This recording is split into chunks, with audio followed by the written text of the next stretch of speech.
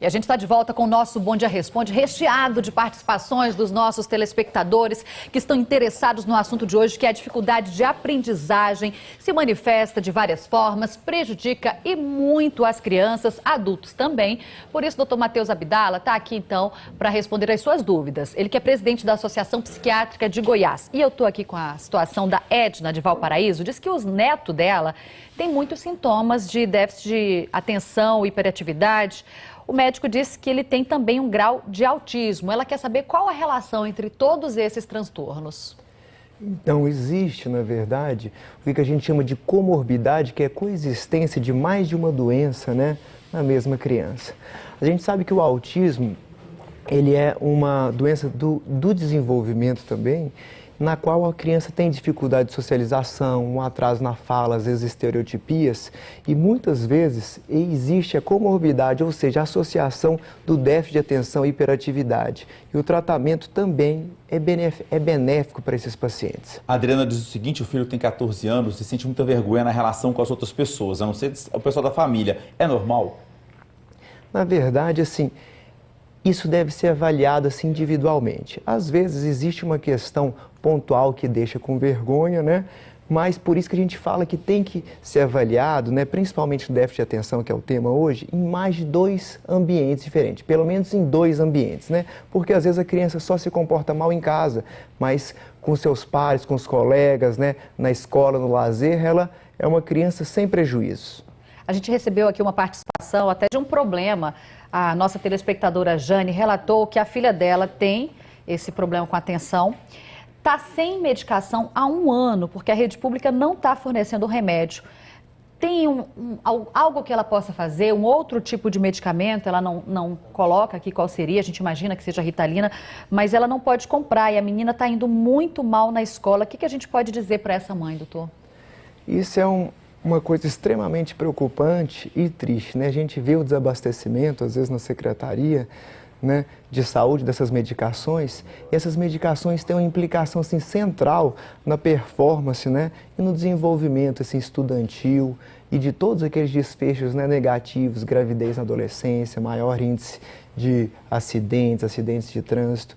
Então, o que pode fazer é procurar, às vezes, o Ministério Público para ver se consegue que o governo forneça essa medicação. Ficar sem a medicação é muito prejudicial para ela, então. Muito prejudicial. O neto do Jardim América tem 50 anos e tem a mesma dificuldade, né? Talvez na época da infância não consiga diagnosticar isso. Pode ser que ele tenha esse déficit de atenção? Pode ser sim. Essa é uma excelente pergunta, porque a gente vê que é uma doença do neurodesenvolvimento, né? Mas que 70% das crianças e adolescentes que tinham déficit de atenção na infância e adolescência, elas permanecem com os mesmos sintomas na vida adulta, 70%. Às vezes a gente vê que os sintomas de hiperatividade diminuem bastante, a impulsividade também diminui um pouco e a desatenção quase não diminui nada. Então vai ser um adulto realmente com uma dificuldade de foco, de planejamento, de função executiva. Temos aqui 2 questões relacionadas à aprendizagem. Crianças que estão passando por isso. A Geralda de Goianésia tem um filho de 6 anos, diz que ele é muito nervoso, está na 1ª série e não sabe nem fazer o nome dele. E a filha da Flaviane, 10 anos, também não consegue ser alfabetizada. Tem que procurar ajuda nesses casos, né, doutor? Tem que procurar ajuda, né? Porque às vezes a gente fala que vai olhar todo o contexto no qual aquela criança está sendo inserida, né? O contexto familiar, o contexto na escola, se existe de fato assim, uma dificuldade atencional, né? Existem testes que podem auxiliar no diagnóstico e traçar um perfil cognitivo daquela criança. Às vezes a gente ouve dizer, é normal, quando crescer passa.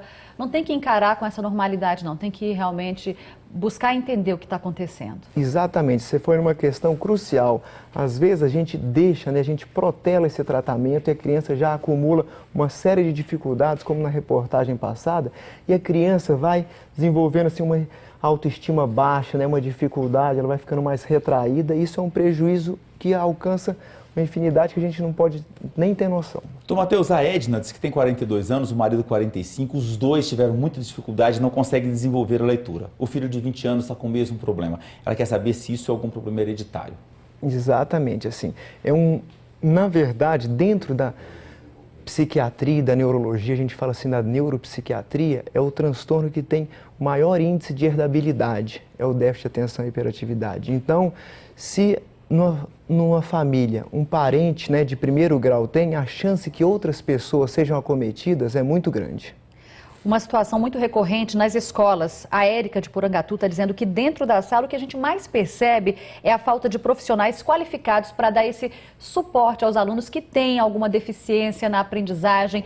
E isso também prejudica ainda mais a formação dessa criança, digamos assim.